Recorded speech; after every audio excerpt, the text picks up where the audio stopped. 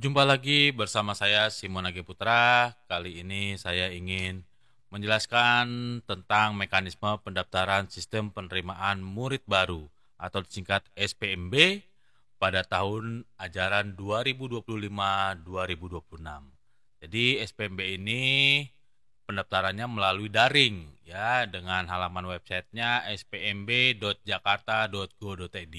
Lalu SPMB ini tidak dipungut biaya, ya, tidak dipungut biaya. Jadi silakan Bapak Ibu orang tua yang ingin mendaftarkan anaknya ke sekolah, silakan melalui spmb.jakarta.go.id ya untuk khusus DKI Jakarta. Berikut, nah ini ada melalui proses-proses dalam SPMB dan mekanisme-mekanisme dalam SPMB. Jadi yang satu, pengajuan akun dan verifikasi kartu keluarga. Jadi kita harus mengajukan akun, lalu verifikasi kartu keluarga, apakah kita kartu keluarga yang bernomisili di DKI Jakarta.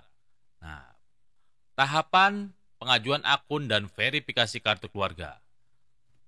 Jadwal pengajuan akun dan verifikasi kartu keluarga untuk SD mulai tanggal 26 Mei 2025, untuk SMP mulai tanggal 2 Juni 2025, untuk SMA dan SMK mulai tanggal 5 Juni 2025. Jadi sebelum Bapak Ibu melakukan pendaftaran, silakan simak untuk informasi-informasi ini. Tahapan pengajuan akun dan verifikasi kartu keluarga itu ada 11 tahap. Yang nomor 1, mengakses laman publik PMB. PMB ini penerimaan murid baru di spmb.jakarta.go.id. Jadi nanti silakan nyari websitenya di spmb.jakarta.go.id.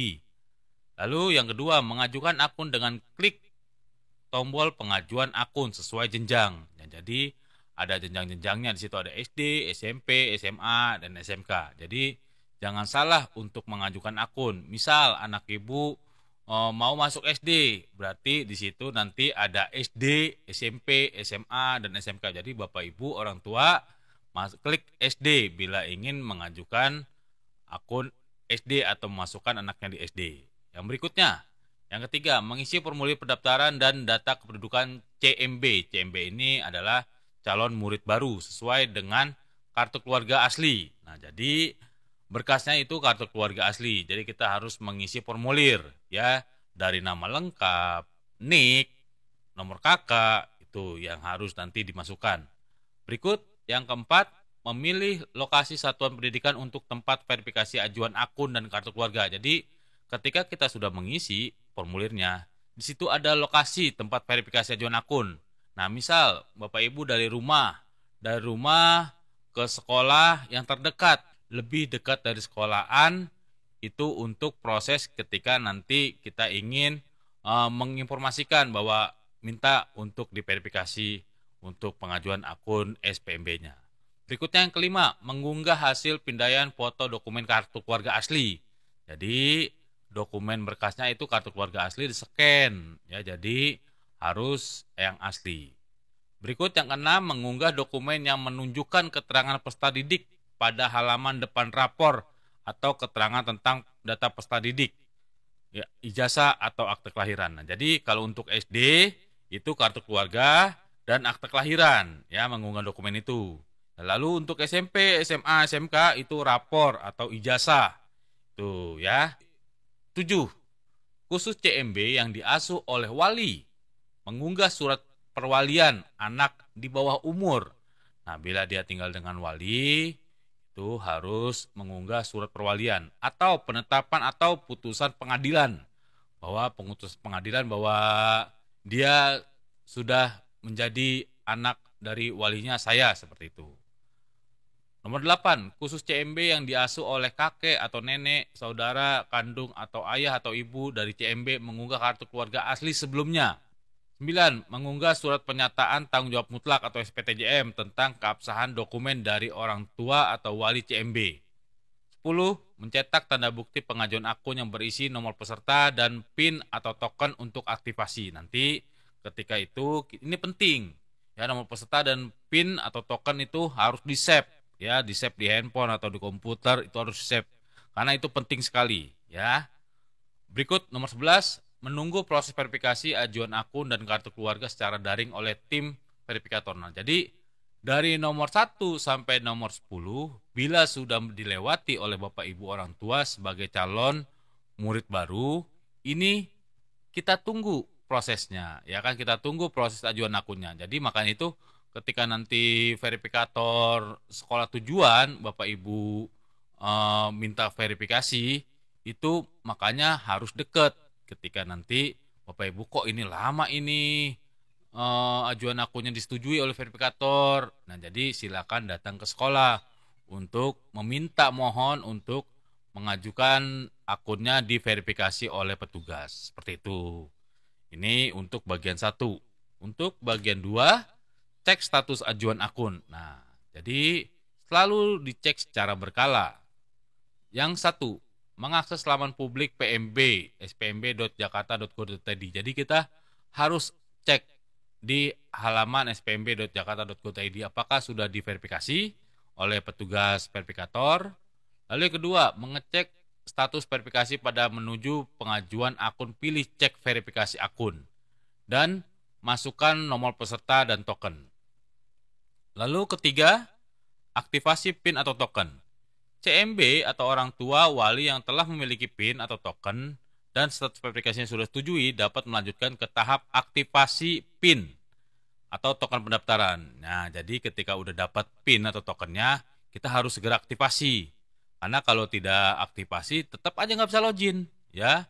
Karena walaupun Bapak Ibu udah punya PIN atau token, tapi belum verifikasi, nah sama aja belum bisa. 1. Biasa mengakses halaman spmb.jakarta.go.id. Kedua, pilih jalur jenjang yang dituju, klik tombol login atau daftar, lalu klik tombol aktivasi. Jadi nanti itu misal Bapak Ibu anaknya untuk daftar SD, jadi klik ikon atau tulisan SD, lalu klik tombol login atau daftar. Nah, jadi kalau memang Bapak Ibu sudah mau aktivasi, ya silakan untuk login, ya. Klik tombol aktivasi, dilanjutkan input nomor peserta. Jadi ada nomor peserta itu ketika Bapak Ibu sudah memiliki aktivasi PIN. Lalu yang ketiga, mengganti PIN atau token dengan password. Nah, jadi PIN-nya itu ketika udah dapat diganti menjadi password. Berikut yang 4, setelah melakukan aktivasi PIN atau token dilanjutkan dengan fase pilihan sekolah tujuan. Nah, pilihan sekolah tujuan ini yang Bapak Ibu tuju. Misal Bapak Ibu memilih SDN 1, SDN 2, SDN 3. Nah, tuh jadi pilihan-pilihan itu yang Bapak Ibu harus tuju sekolah-sekolah yang terdekat. 4, pilihan sekolah tujuan. 1, mengakses laman publik PMB spmb.jakarta.go.id, melakukan login dengan cara masukkan nomor peserta dan password. Ketiga, memilih sekolah tujuan yang ingin dituju. Keempat, mencetak tanda bukti pemilihan sekolah tujuan. Yang kelima, memantau hasil seleksi. Nah, mengakses laman publik spmb.jakarta.go.id, memilih jenjang dan jalur yang sesuai, klik pada menu seleksi, dilanjutkan pilihan sekolah. Nah, jadi seperti itu. Nah, lalu ketika sudah mendaftar, sudah seleksi, lalu diterima di sekolah tujuan, nah, jadi kita daftar ulang daring. Buka spmb.jakarta.go.id, melakukan login dengan cara masukkan nomor peserta dan password, klik tombol daftar ulang, mencetak tanda bukti daftar ulang. Nah, berikutnya tahapan pra pendaftaran penerimaan murid baru PMB tahun ajaran 2025-2026. SPMB Provinsi DKI Jakarta tidak dipungut biaya atau gratis. Nah, pra pendaftaran PMB jenjang SMP, SMA, dan SMK. Jadi pra pendaftaran itu untuk SMP, SMA, dan SMK. Ya, tidak untuk SD. Ya, tidak untuk SD. Jadi pra pendaftaran itu untuk SMP, SMA, dan SMK. Jadwal pra pendaftaran itu mulai tanggal 19 Mei sampai dengan 12 Juni 2025. Kecuali hari Sabtu, Minggu, dan libur nasional. Ya. 1. CMB yang bersekolah di luar Provinsi DKI Jakarta berdomisili di Provinsi DKI Jakarta berdasarkan kartu keluarga yang dikeluarkan oleh Dinas Pendudukan dan pencatatan sipil paling singkat 1 tahun sebelum tanggal pendaftaran PMB. Nah, maksudnya yang poin 1 ini misal anak Bapak Ibu SD-nya ya di Bogor. Lalu udah lulus SD nih, mau masuk SMP. Nah, ketika udah masuk SMP, lalu kartu keluarga ibu itu DKI Jakarta. Ibu mau daftar anaknya di DKI Jakarta, bisa ya. Asalkan kartu keluarganya DKI Jakarta. Bila Bapak Ibu orang tua yang kartu keluarganya bukan DKI Jakarta, lalu sekolahnya di Bogor, itu tidak bisa. Seperti itu, ya. Jadi hanya domisili yang di DKI Jakarta. Paling singkat itu 1 tahun sebelum tanggal pendaftaran PMB, penerimaan murid baru. Berikut yang kedua, CMB. CMB ini calon murid baru yang merupakan lulusan tahun sebelumnya paling lama 2 tahun yang tidak terdaftar di satuan pendidikan pada jenjang yang dituju, berdomisili di DKI Jakarta yang dibuktikan berdasarkan kartu keluarga yang dikeluarkan oleh Dinas Kependudukan dan Catatan Sipil paling singkat 1 tahun sebelum tanggal pendaftaran. Nah, jadi bila anak Bapak Ibu yang putus sekolah tahun lalu atau tahun sebelumnya 2 tahun lalu itu karena dia nggak dapat sekolah negeri, ya kan? Kalau masuk sekolah swasta itu bayarannya mahal, bisa didaftarkan sekarang, ya. Karena paling lama 2 tahun. Seperti itu. Jadi silakan daftar anak Bapak Ibu yang putus sekolah. Jadi ini untuk mengantisipasi anak-anak putus sekolah harus mengenyam 9 tahun pendidikan. Berikut yang ketiga, CMB yang bersekolah di satuan pendidikan asing, ya. Berdomisili DKI Jakarta berdasarkan kartu keluarga yang dikeluarkan oleh Dinas Kependudukan dan Catatan Sipil paling singkat 1 tahun dan dengan melampirkan surat rekomendasi dari Kementerian Pendidikan Dasar dan Menengah Republik Indonesia. Nah, jadi bila anak Bapak Ibu dari satuan pendidikan asing atau di luar negeri itu bisa didaftarkan dengan bukti surat rekomendasi dari Kementerian Pendidikan Dasar dan Menengah Republik Indonesia, seperti itu. Kartu keluarga yang dikeluarkan oleh Dinas Kependudukan dan Catatan Sipil DKI Jakarta paling singkat 1 tahun yaitu tanggal 16 Juni, ya. Jadi paling singkat 1 tahun tanggal 16 Juni. Lalu Bapak Ibu kartu keluarganya misalkan itu 1 Januari 2025, ya itu belum genap 1 tahun.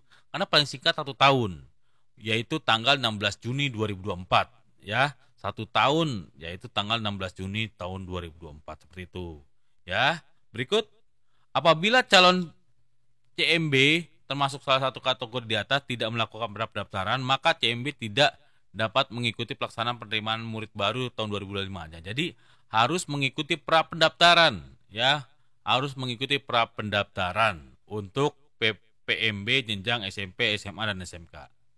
Apabila calon murid baru CMB tidak termasuk salah satu kategori di atas, maka CMB dapat langsung melakukan tahap pendaftaran sesuai dengan jenjang yang dituju dan tinggal yang terdaftar. Jangan lupa like, subscribe, dan komen bila video ini bermanfaat. Terima kasih.